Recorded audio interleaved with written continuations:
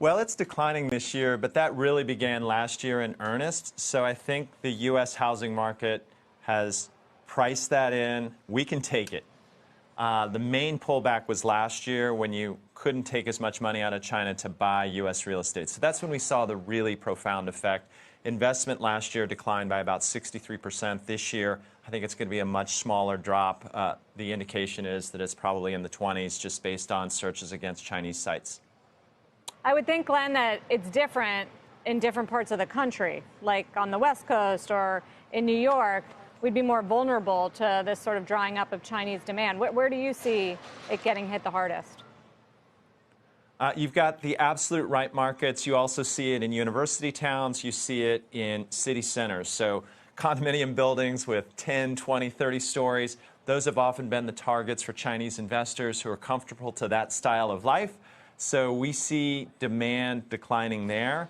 But the overall picture of the U.S. housing market is so strong right now. We were really worried about it in the back half of last year. But today, there still aren't enough homes for U.S. buyers to buy. The decrease in Chinese demand is something that the market is going to shake off.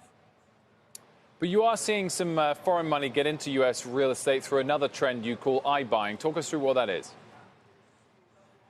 Well, yeah, that's the way you're really seeing the market change. So you've got tech companies like Redfin, Opendoor, Zillow, Knock, and many others buying up U.S. real estate and basically giving people who own a home an instant cash offer where we take responsibility for flipping the property. It accounts for 8% of sales in places like Phoenix, and the capital for that very risky business has mostly come from the Middle East and the Far East. So if you're looking for the way that foreign capital is really deforming the U.S. market, especially in the Sand Belt, you've got these starter homes that are being bid up by tech companies that see a good deal and pounce on it.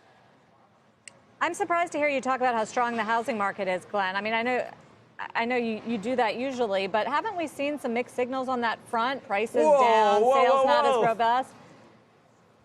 They're supposed to boom after lower mortgage rates, and you're not exactly saying that. Right. So in the back half of 2018, we were the first ones to say this market is much weaker than anyone realizes. We called it in August. We were even stronger at the back half of the year when we just said that it is going to end with a whimper, not with a bang. But now it's very strong.